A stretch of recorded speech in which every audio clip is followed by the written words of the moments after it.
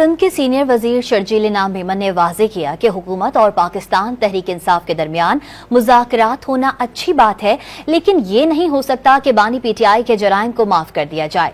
Sindh assembly के बाहर media से गुफ्तगू में वजीर इत्तलात का कहना था कि जो कुछ हो रहा है वो सोची समझी साजिश है। मुज़ाकरात अच्छी बात है। पीपुल्स पार्टी मुज़ाकरात की हिमायत करती है। हम चाहते हैं कि मुज़ाकरात हो, सारे मसले का हल जाओ डायलॉग से। लेकिन मुज़ाकरात का मकसद ये नहीं कि हम 9 मई जैसे खौफनाक जुराइम से आप बच सके। मुज़ाकरात का मकसद ये नहीं है कि आपने जो तोशाखाना में किया वो आप बच सके। मुज़ाकरात का मकसद ये नहीं है कि जिस तरह बोलदार साहब की हुकूमत में कौन चला रहा था, किस तरह चल रही थी, वहां पे किस तरह ट्रांसफर पोस्टिंगों की दुकानें खुली हुई थी, वो सारी चीजें आपको माफ हुई जाए।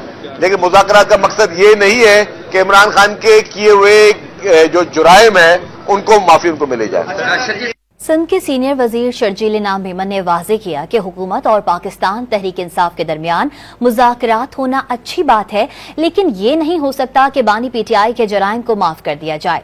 सिंध असम्बली के बाहर मीडिया से गुफ्तगू में वजीर इत्तलात का कहना था कि जो कुछ हो रहा है वो सोची समझी साजिश है। मुज़ाकरात अच्छी बात है। पीपुल्स पार्टी मुज़ाकरात की हिमायत करती है। हम चाहते हैं कि मुज़ाकरात हो, सारे मसले का हल जाओ डायलॉग से। लेकिन मुज़ाकरात का मकसद ये नहीं कि हम 9 मई जैसे खौफनाक जुराइम से आप बच सके।